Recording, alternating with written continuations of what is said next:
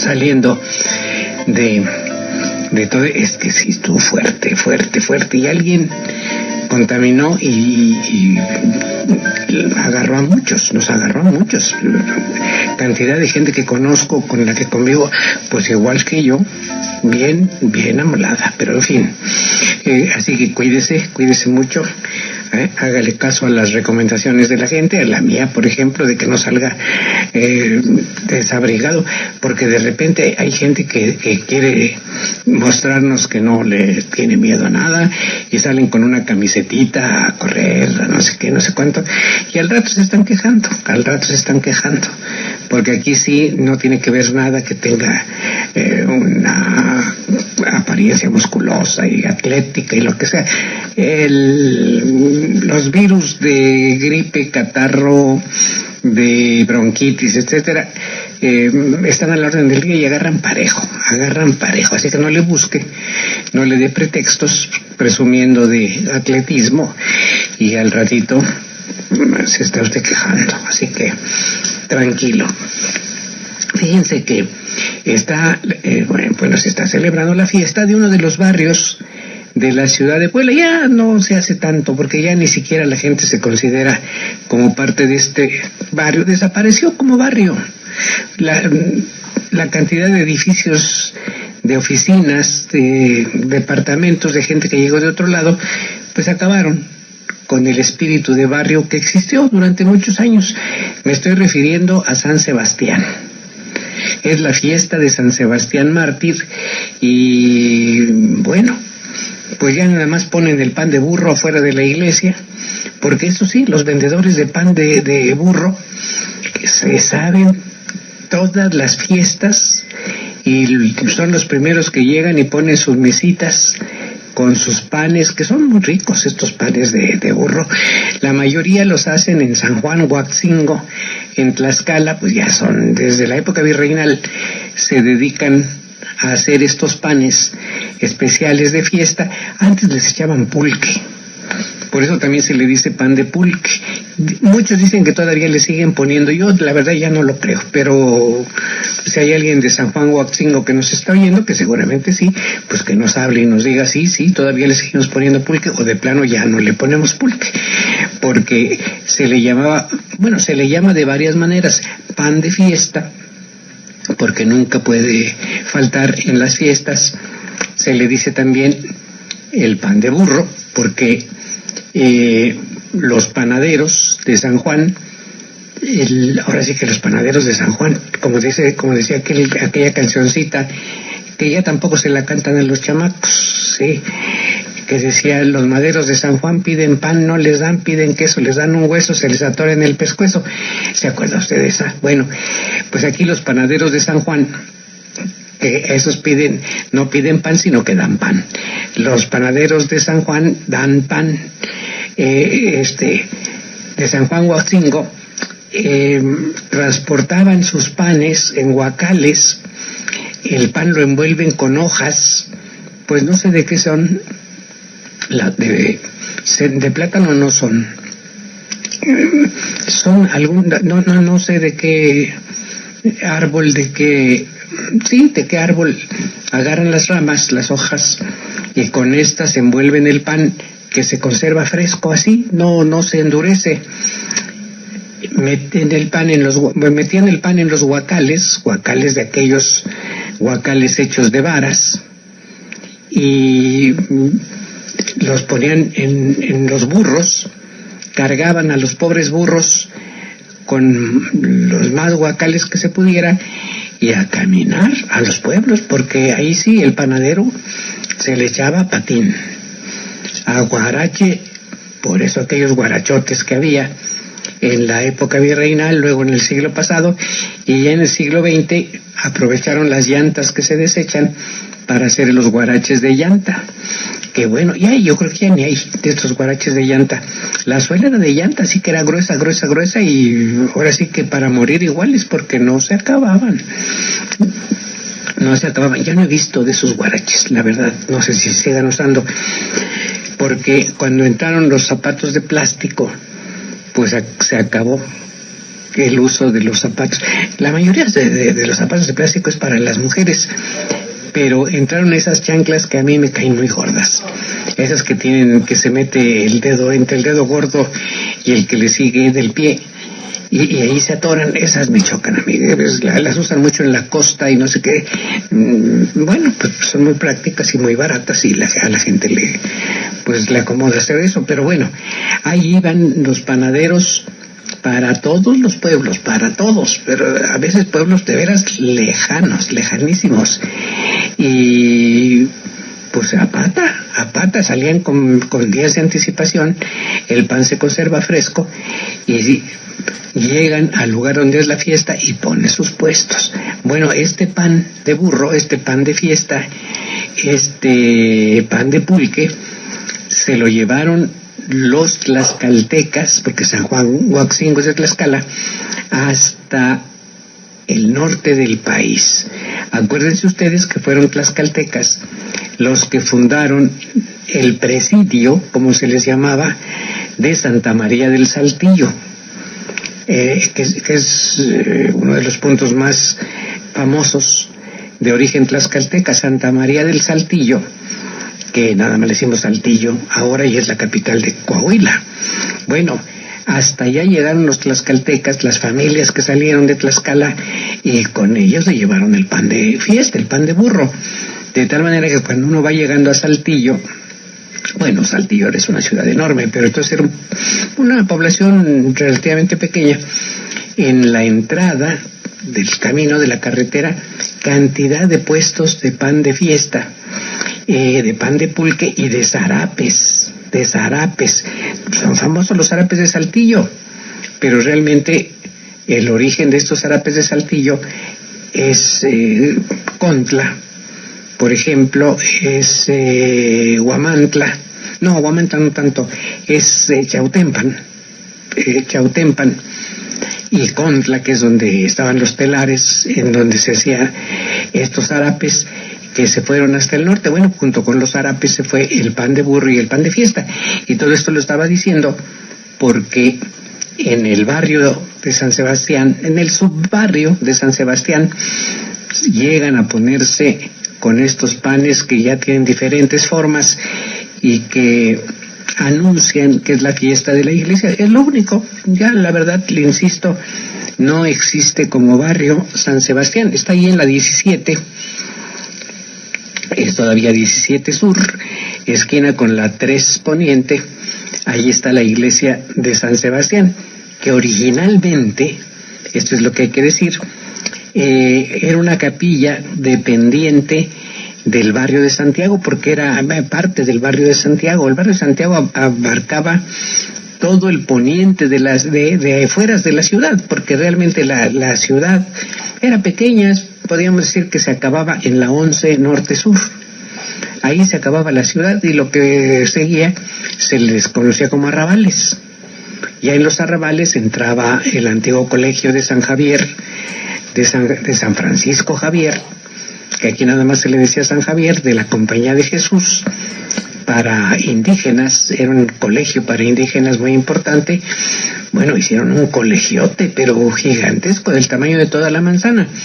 Ya con las leyes de reforma, pues le quitaron a desde que expulsaron a los jesuitas, el obispo se quedó con este colegio y luego se lo quitaron las leyes de reforma, convirtiéndolo, bueno, no las leyes del 1857, sino de las de 1833, cuando Gómez Farías, que era terrible jacobino, es decir, enemigo de la religión, o de la iglesia más bien que de la religión, le quitó por primera vez muchos de sus bienes a la iglesia.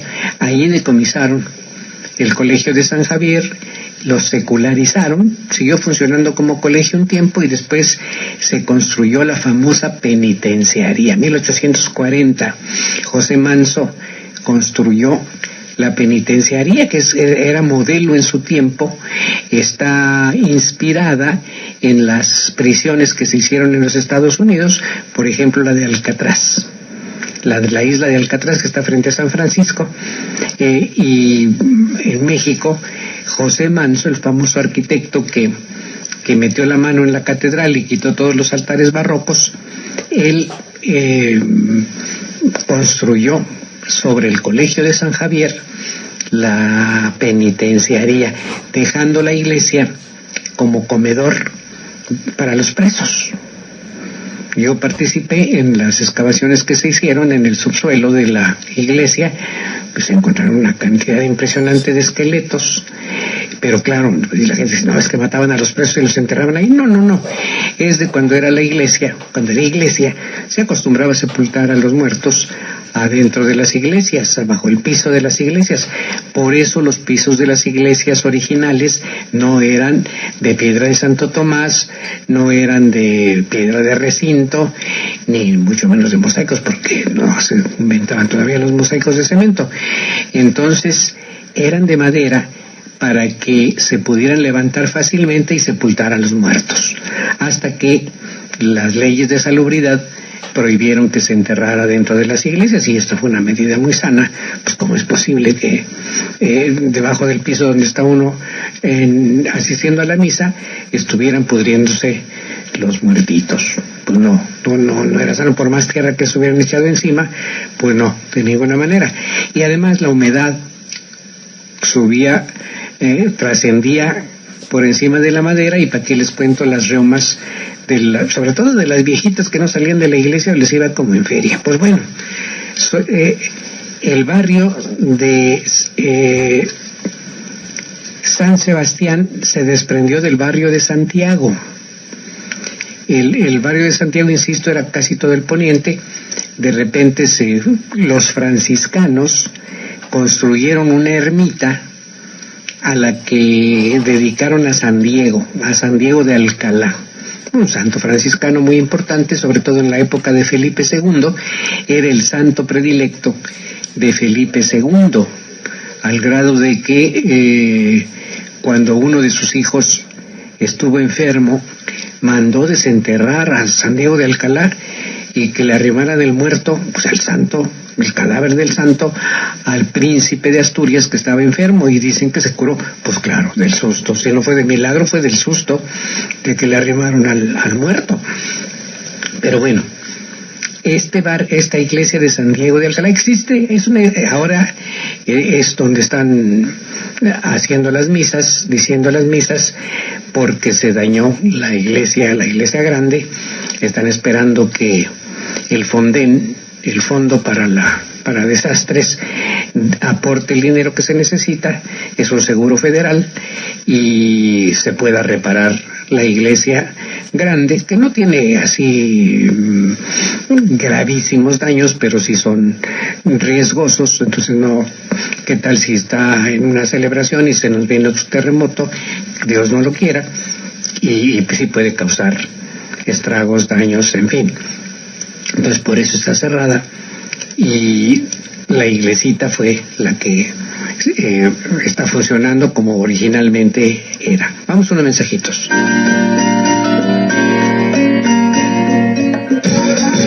Con días de anticipación, el pan se conserva fresco, y llegan al lugar donde es la fiesta y ponen sus puestos. Bueno, este pan de burro, este pan de fiesta, este pan de pulque, se lo llevaron los tlaxcaltecas, porque San Juan Huaxingo es de Tlaxcala, hasta el norte del país. Acuérdense ustedes que fueron tlaxcaltecas los que fundaron el presidio, como se les llamaba, de Santa María del Saltillo, que es uno de los puntos más famosos de origen tlaxcalteca, Santa María del Saltillo, que nada más le decimos Saltillo ahora, y es la capital de Coahuila. Bueno, hasta allá llegaron los tlaxcaltecas, las familias que salieron de Tlaxcala, y con ellos se llevaron el pan de fiesta, el pan de burro. De tal manera que cuando uno va llegando a Saltillo, bueno, Saltillo es una ciudad enorme, pero entonces era una población relativamente pequeña. En la entrada del camino, de la carretera, cantidad de puestos de pan de fiesta, de pan de pulque y de zarapes.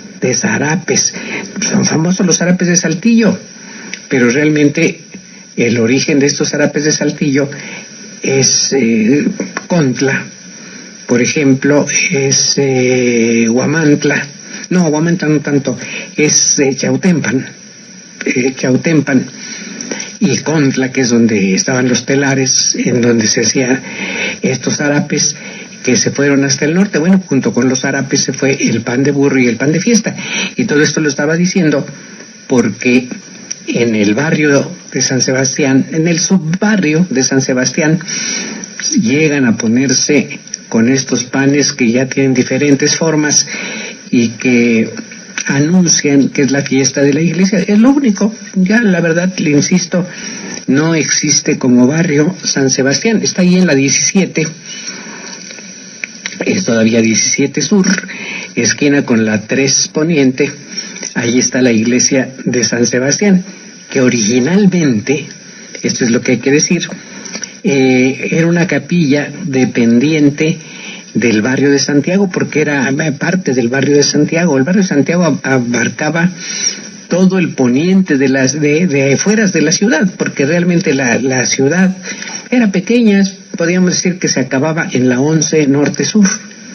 Ahí se acababa la ciudad y lo que seguía se les conocía como arrabales. Ya en los arrabales entraba el antiguo colegio de San Javier, de San Francisco Javier, que aquí nada más se le decía San Javier, de la Compañía de Jesús, para indígenas. Era un colegio para indígenas muy importante. Bueno, hicieron un colegiote, pero gigantesco, del tamaño de toda la manzana. Ya con las leyes de reforma, pues le quitaron a desde que expulsaron a los jesuitas, el obispo se quedó con este colegio y luego se lo quitaron las leyes de reforma, convirtiéndolo, no las leyes del 1857, sino de las de 1833, cuando Gómez Farías, que era terrible jacobino, es decir, enemigo de la religión, o de la iglesia más bien que de la religión, le quitó por primera vez muchos de sus bienes a la iglesia. Ahí decomisaron el colegio de San Javier, lo secularizaron, siguió funcionando como colegio un tiempo y después se construyó la famosa penitenciaría. 1840, José Manso construyó la penitenciaría, que era modelo en su tiempo. Está inspirada en las prisiones que se hicieron en los Estados Unidos, por ejemplo la de Alcatraz, la de la isla de Alcatraz, que está frente a San Francisco, y en México José Manso, el famoso arquitecto que metió la mano en la catedral y quitó todos los altares barrocos, él construyó sobre el colegio de San Javier la penitenciaría, dejando la iglesia como comedor para los presos.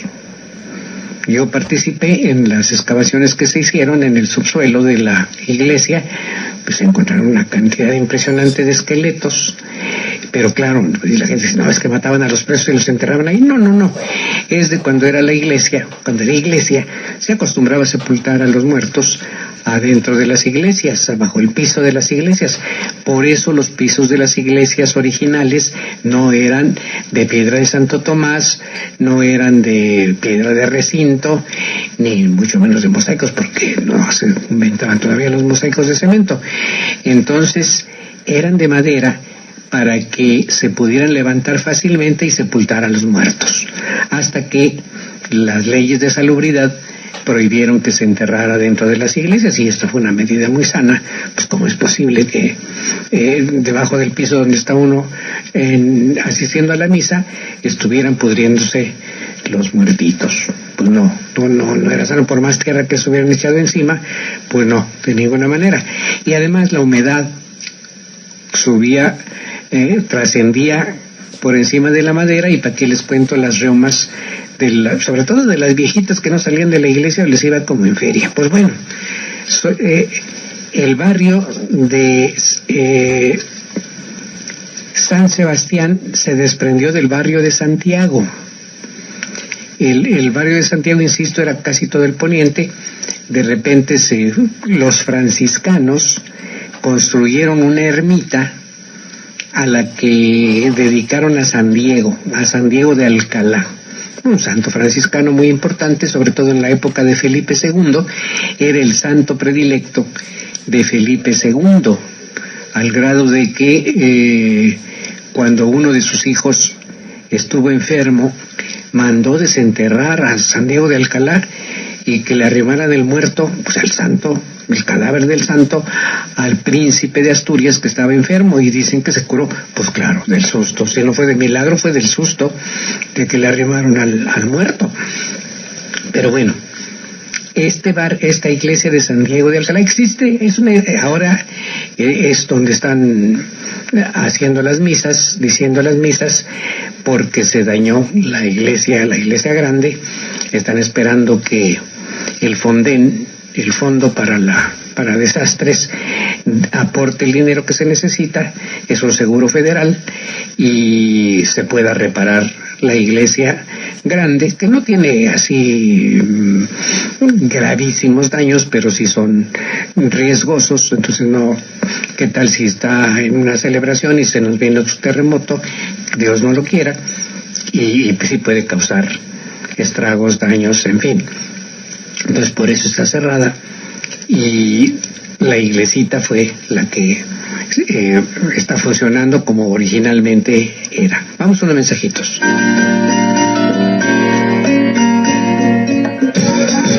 El obispo se quedó con este colegio y luego se lo quitaron las leyes de reforma, convirtiéndolo, bueno, no las leyes del 1857, sino de las de 1833, cuando Gómez Farías, que era terrible jacobino, es decir, enemigo de la religión, o de la iglesia más bien que de la religión, le quitó por primera vez muchos de sus bienes a la iglesia. Ahí decomisaron el colegio de San Javier, lo secularizaron, siguió funcionando como colegio un tiempo y después se construyó la famosa penitenciaría. 1840, José Manso construyó la penitenciaría, que era modelo en su tiempo. Está inspirada en las prisiones que se hicieron en los Estados Unidos, por ejemplo la de Alcatraz, la de la isla de Alcatraz, que está frente a San Francisco, y en México José Manso, el famoso arquitecto que metió la mano en la catedral y quitó todos los altares barrocos, él construyó sobre el colegio de San Javier la penitenciaría, dejando la iglesia como comedor para los presos.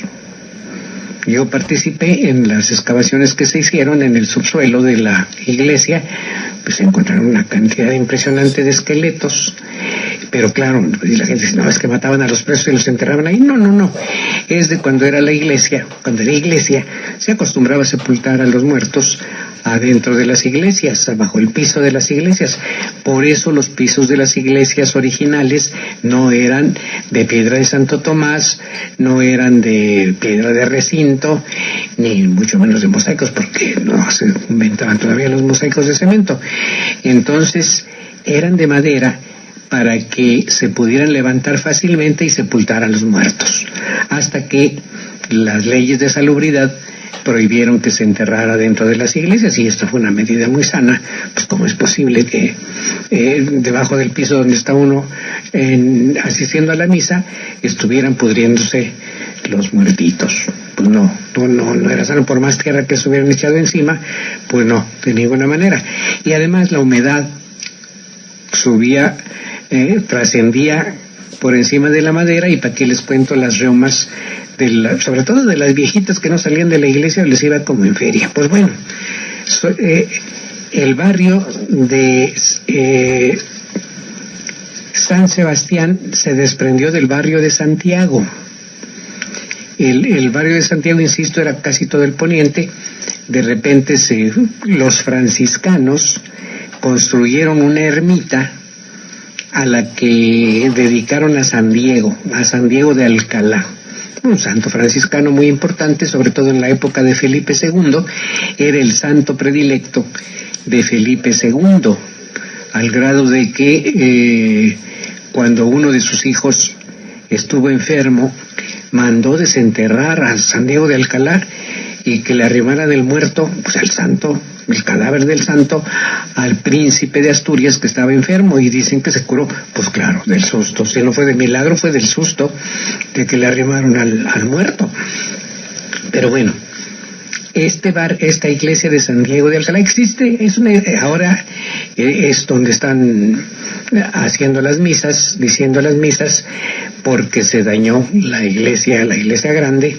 Están esperando que el fondo para desastres aporte el dinero que se necesita, es un seguro federal, y se pueda reparar la iglesia grande, que no tiene así gravísimos daños, pero sí son riesgosos. Entonces no, ¿qué tal si está en una celebración y se nos viene otro terremoto? Dios no lo quiera, y sí puede causar estragos, daños, en fin. Entonces por eso está cerrada, y la iglesita fue la que está funcionando como originalmente era. Vamos a unos mensajitos.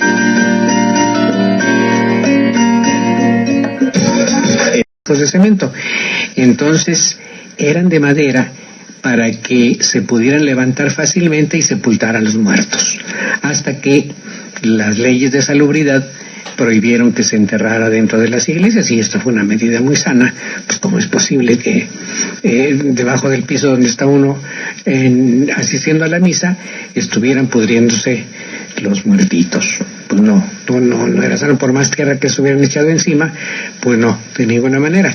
Y además la humedad subía, trascendía por encima de la madera, y para qué les cuento las reumas, sobre todo de las viejitas que no salían de la iglesia, les iba como en feria. Pues bueno,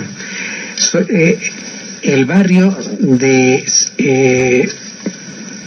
San Sebastián se desprendió del barrio de Santiago. El barrio de Santiago, insisto, era casi todo el poniente.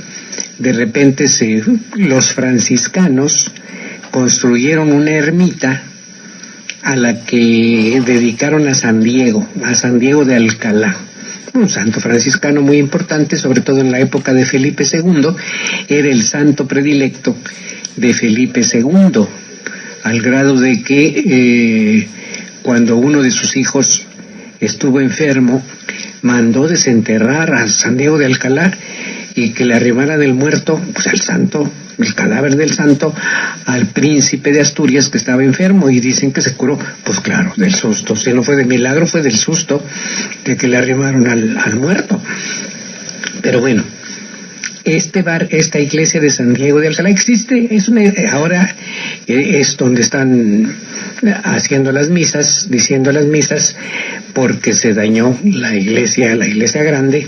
Están esperando que el fondo para desastres aporte el dinero que se necesita, es un seguro federal, y se pueda reparar la iglesia grande, que no tiene así gravísimos daños, pero sí son riesgosos. Entonces no, ¿qué tal si está en una celebración y se nos viene otro terremoto? Dios no lo quiera, y sí puede causar estragos, daños, en fin. Entonces por eso está cerrada, y la iglesita fue la que está funcionando como originalmente era. Vamos a unos mensajitos.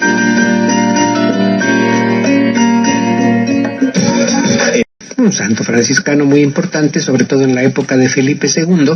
Era el santo predilecto de Felipe II, al grado de que cuando uno de sus hijos estuvo enfermo, mandó desenterrar a San Diego de Alcalá y que le arrimaran el muerto, pues el cadáver del santo, al príncipe de Asturias que estaba enfermo, y dicen que se curó. Pues claro, del susto. Si no fue de milagro, fue del susto de que le arrimaron al muerto.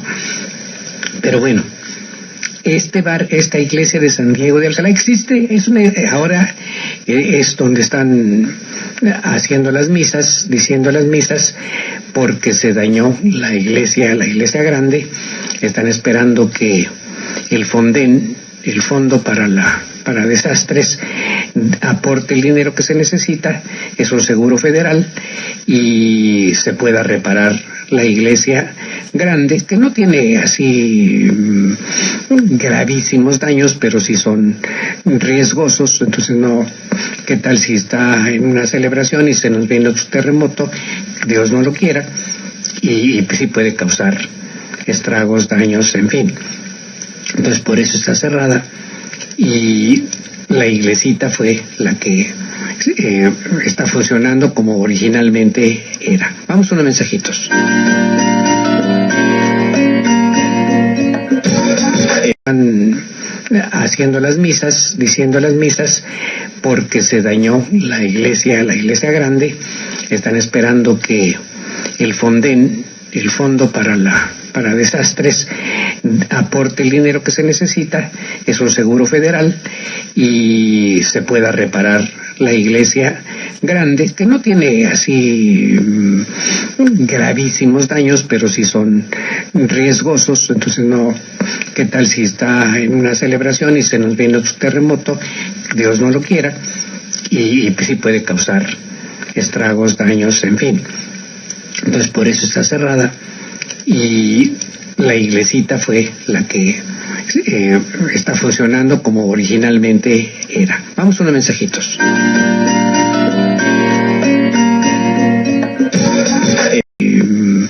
Gravísimos daños, pero sí son riesgosos. Entonces no, ¿qué tal si está en una celebración y se nos viene otro terremoto?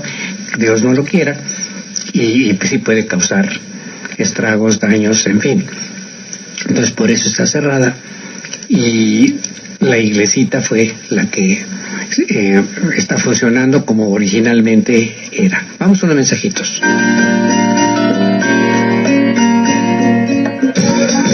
Causar estragos, daños, en fin.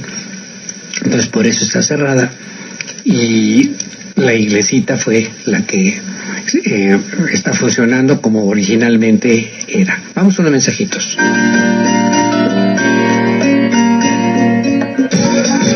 La que está funcionando como originalmente era. Vamos a unos mensajitos.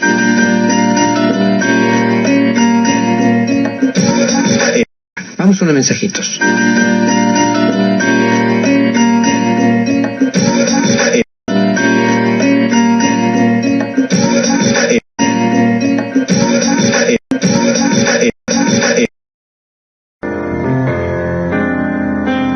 Estamos de regreso.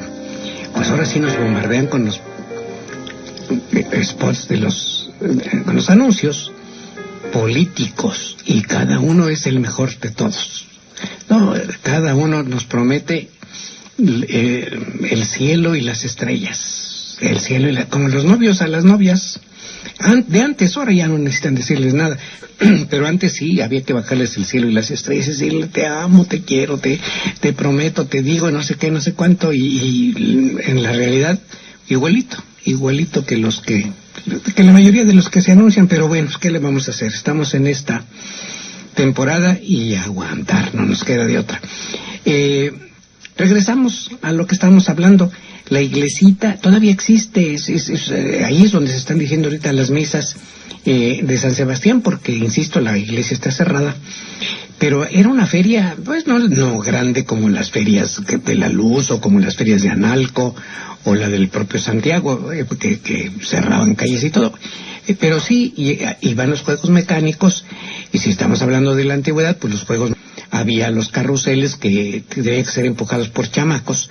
Los dueños de los carruseles de los juegos llegaban, instalaban allí su carrusel, engrasaban muy bien para que diera vuelta, y entonces los chamacos del barrio llegaban y los alquilaban para que le estuvieran ahí dando vueltas al carrusel, y les daban cualquier cosa, cualquier compensación, unos cuantos centavos, y allí estaba funcionando.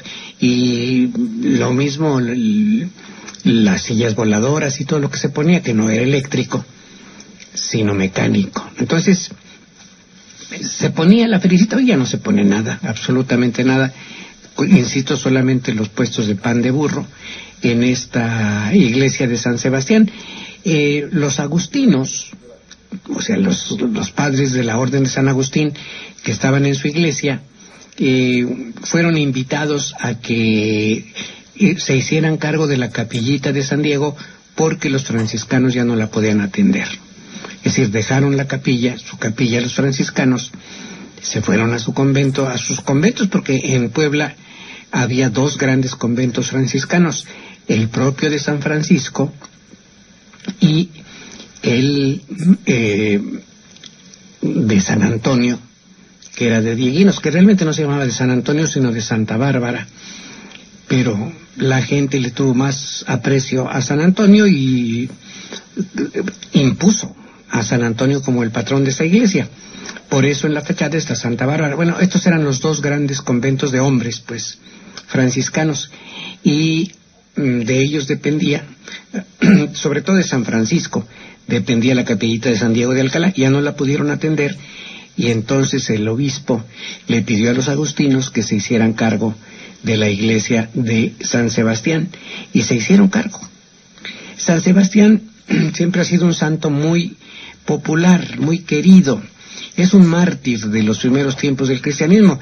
Se le representa atado a un árbol y flechado, porque fue sometido a esa tortura. No lo mataron flechándolo en el árbol. Mucha gente piensa, no, pues así lo mataron. No. Era soldado romano y se convirtió al cristianismo.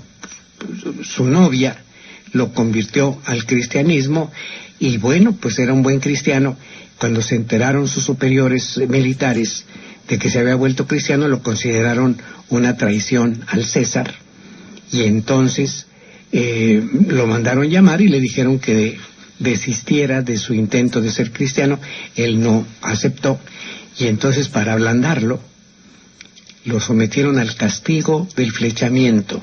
Lo amarraron a un árbol y los soldados empezaron a dispararle flechas para no matarlo, sino solamente herirlo. Y lo dejaron malherido allí en el árbol y se fueron. Y entonces ya los cristianos, su novia, lo desataron, lo llevaron a curar, le quitaron las flechas, lo restauraron, o sea, lo restituyeron, y ya sanó. Y siguió, bueno, ya no fue más soldado porque ya estaba expulsado del ejército, y siguió en la predicación cristiana, fue capturado y como reincidente lo decapitaron. Esa vez la verdadera muerte de San Sebastián, lo decapitaron. Pues entonces la gente lo tomó como un mártir, bueno, y lo fue, un mártir, y entonces se hizo muy popular, de tal manera que su culto se extendió por todos los pueblos cristianos. Nunca falta una iglesia dedicada a San Sebastián. Y claro, Puebla no podía ser la excepción. Aunque los franciscanos fundaron la capillita de San Diego de Alcalá, los agustinos decidieron que la nueva iglesia que ellos construyeron estuviera dedicada no a San Diego, sino a San Sebastián. Allí construyeron la iglesia. No fue muy buena construcción, ha sufrido esa iglesia, de tal manera que en terremotos del siglo XIX se cayó la bóveda y hubo que ponerle una nueva. Se dañó muchísimo el presbiterio. El presbiterio es la parte donde está el altar, y tuvieron que restaurarlo, restituirlo, y ya no fue con la misma técnica de arquitectura, fue muy distinta, y por eso es una iglesia extraña. Si ustedes se fijan, en la cúpula no sigue la media naranja, es decir, no es la media esfera a que estamos acostumbrados en las otras iglesias de Puebla, sino que está apuntada. Es decir, la cúpula casi termina en punta, porque eso quiere decir que no hubo un bovedero que se atreviera a hacer la bóveda de media naranja, o a los agustinos así les gustó, a los que restauraron la iglesia después de que se cayó la cúpula original. Los altares se destruyeron con el terremoto, y los pocos que quedaban los quitaron con este afán, con esta moda del siglo XIX de quitar todo lo que fuera barroco y meter el neoclásico, de tal manera que quedó la iglesia pues bastante fea. Así que los agustinos ya en el siglo XX, en la segunda mitad del siglo XX, decidieron darle una arreglada total a la iglesia, quitaron todos los altares feos que estaban allí, y la modernizaron al grado de que contrataron a un gran pintor, Fausto Salazar, para que hiciera el gran mural que ocupa todo el presbiterio, que por cierto causó un gran escándalo, porque, bueno, es Faustino Salazar, queridísimo amigo mío, bueno, de veras era un pintor excelente pintor. Pintó muchas de los telones del teatro principal, de las piernas, que así se les llama a los laterales del escenario. Hizo muchísimas cosas Faustino, de veras, y era un hombre encantador, simpaticísimo. Bueno, yo lo considero uno de mis mejores amigos en esta vida, pues murió ya hace muchos años, pero de veras tuve el privilegio de tratarlo, de quererlo, de apreciar su pintura extraordinaria. Pues su esposa Rosita también gran pintora, en fin, que fue una pareja extraordinaria. Pues él pintó el presbiterio de la iglesia y causó polémica, porque pues es modernista la pintura, el mural, y a la gente no le gustó, porque decían que hasta puso a un personaje que se parece a Batman. Pues sí, hay un personaje medio raro. Vamos a unos mensajitos. Bueno, oiga usted, si las maracas tienen ese, qué bárbaro ese Agustín Lara, qué bárbaro. Eso es lo que estamos oyendo, es una colección de discos de boleros mexicanos al piano. Eso me encanta, eso así oye uno, disfruta la música, porque ya si quiere uno oír cantar, pues se compra los discos de Toña la Negra, que cantaba esto. Ya ni quien se acuerda quién era Toña la Negra, pero yo sí. Bueno, muchos de los que estamos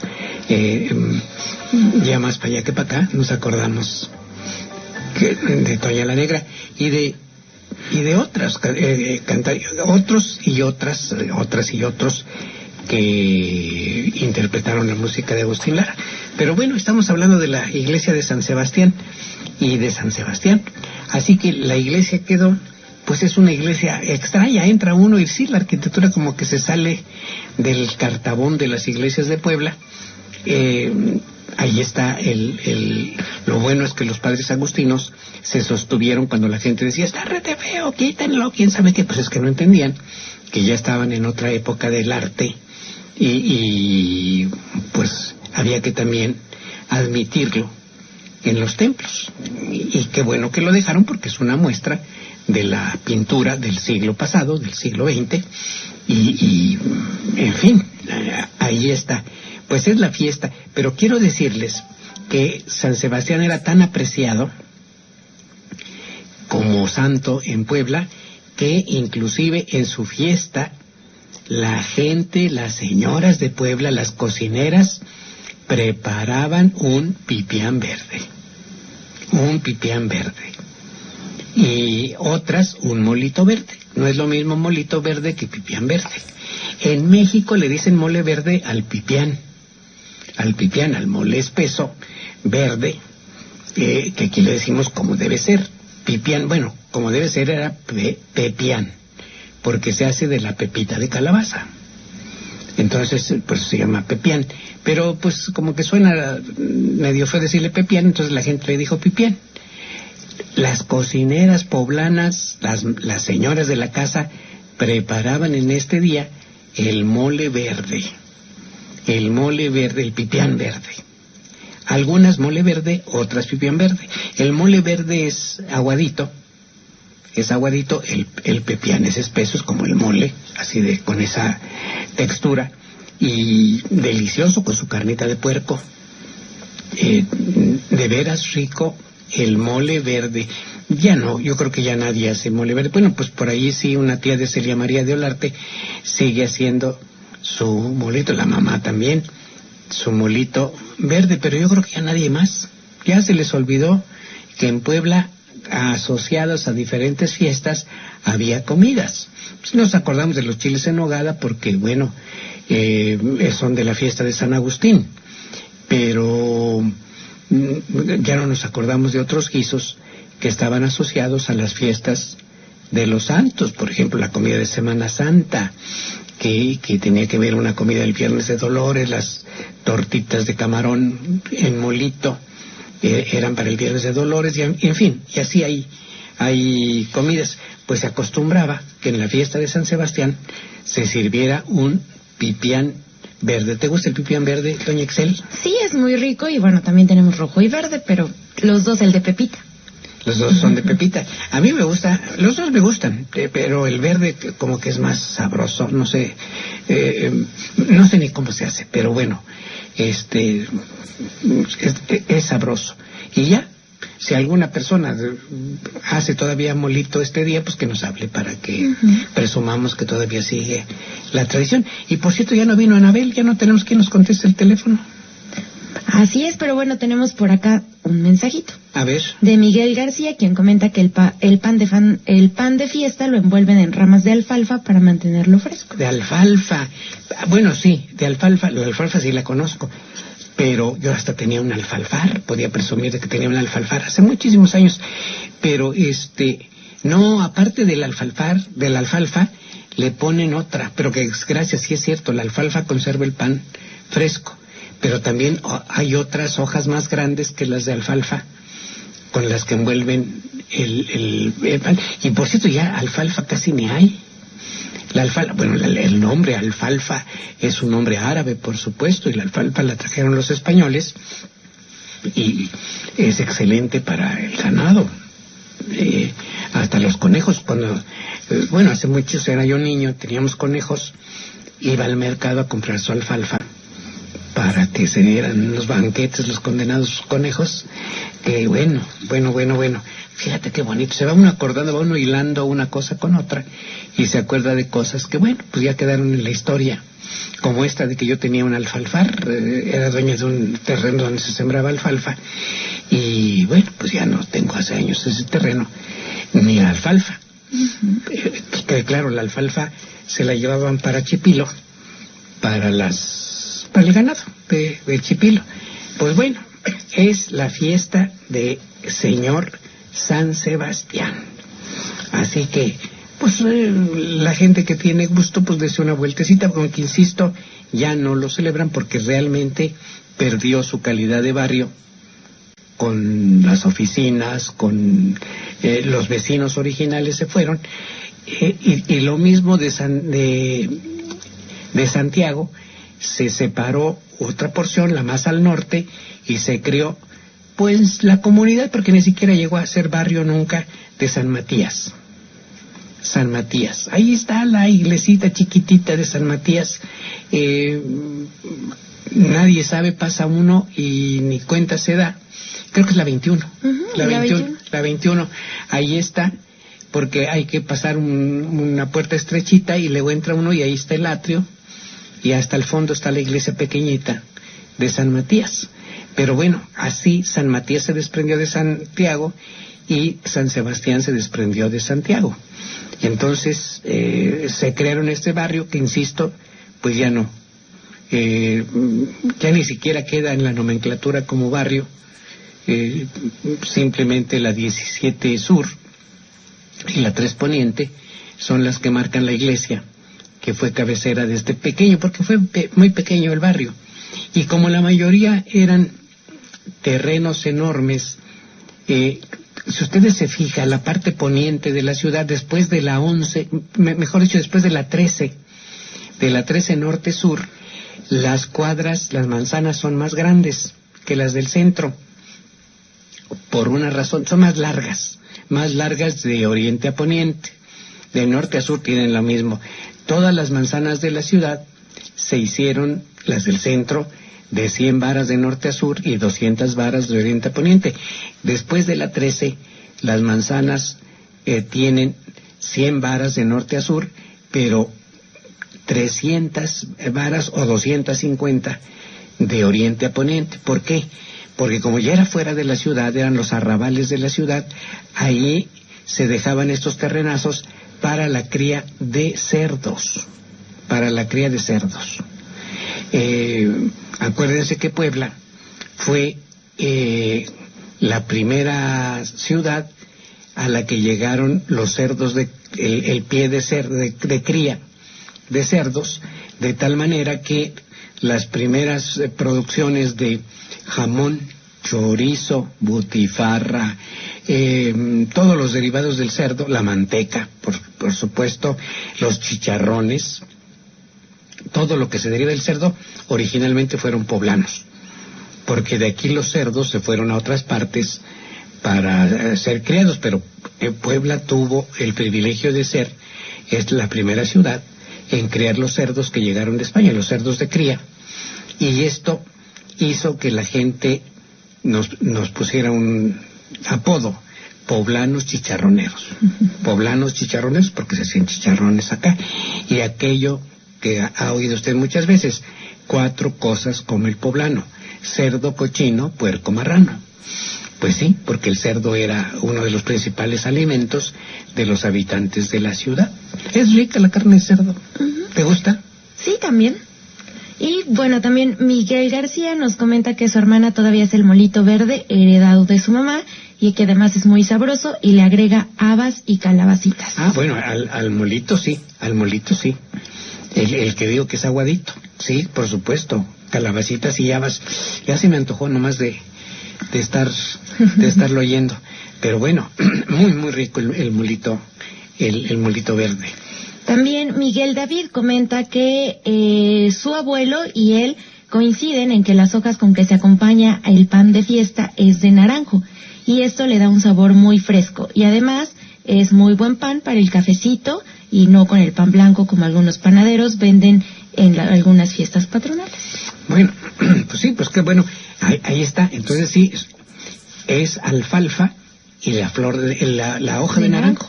La hoja de naranjo, pues claro, porque sí, el azar, pues, la hoja de naranjo, pues es parte del azar y tiene ese sabor riquísimo, tanto el limón como la naranja, esta más grande, ¿cómo se llama? La roja, se me fue el nombre de la naranja grandota. De la toronja. Pero más de naranjo y de limón, con eso se envuelve el pan y alfalfa. Y se lleva a todos los pueblos y se conserva fresco. Incluso cuando ponen los puestos, tienden su mesa de hojas y encima ponen el pan. Vamos a unos mensajitos.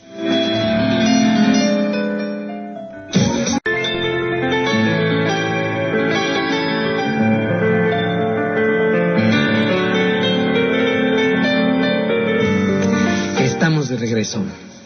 Y bueno, también Angélica Hortamota nos comenta que se necesita para contestar el teléfono. Ganas nada más, porque bueno, es voluntario, no es algo pagado ni nada que se parezca. Anabel así nos hacía el favor de venirnos a acompañar y de contestar los teléfonos. No sé qué le haya pasado a Anabel. A lo mejor está enferma y no sabemos, ¿verdad? Pero bueno, quien quiera, bienvenida para que venga a contestar.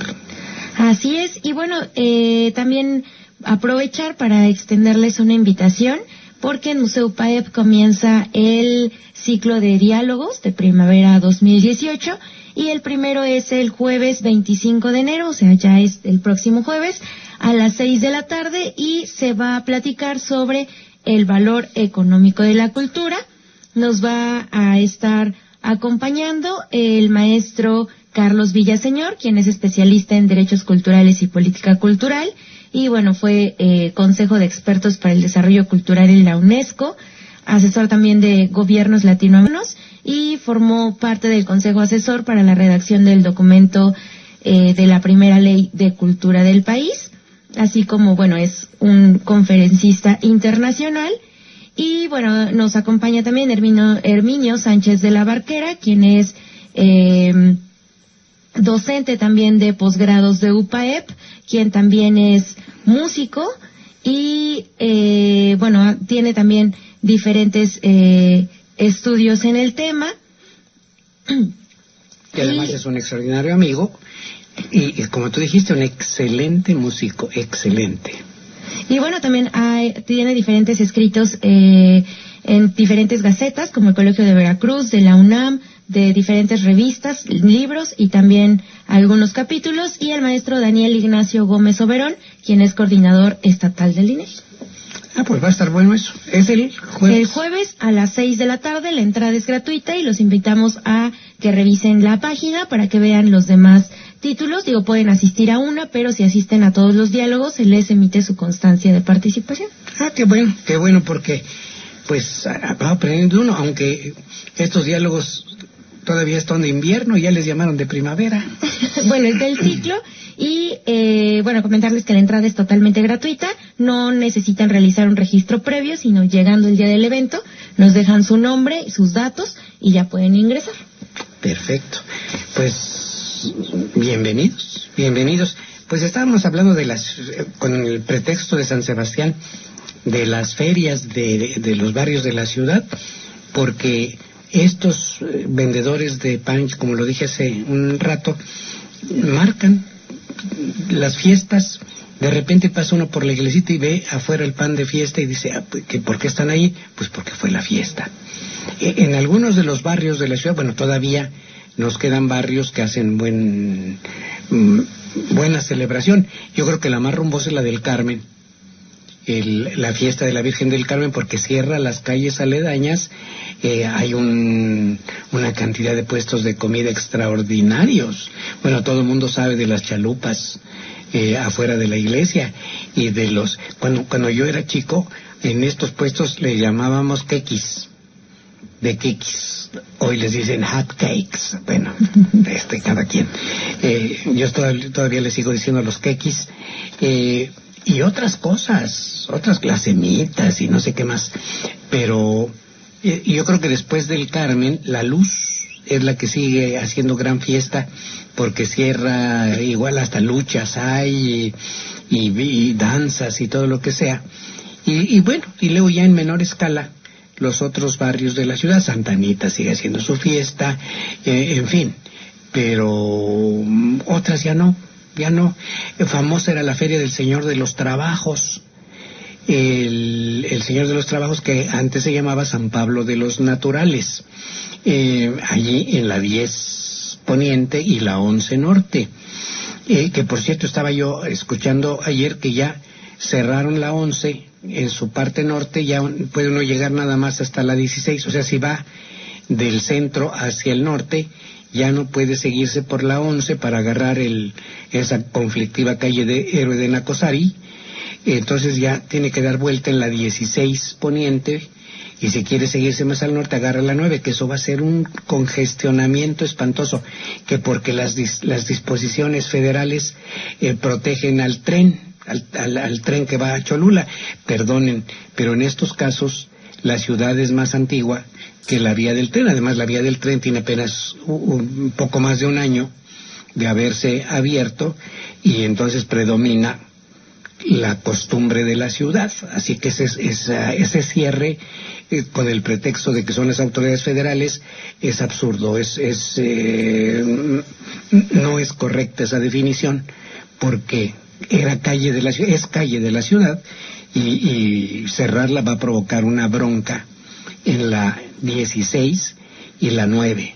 Bueno, meterse por allí ya mejor ni se meta, porque o es la 9 o es la 5, pero ahí están los mercados, están los puestos, están las tiendas, entonces es imposible pasar por allí. Ahí sí están creando un gravísimo conflicto en el tráfico de la ciudad, todo por proteger al tren, que usan unos cuantos.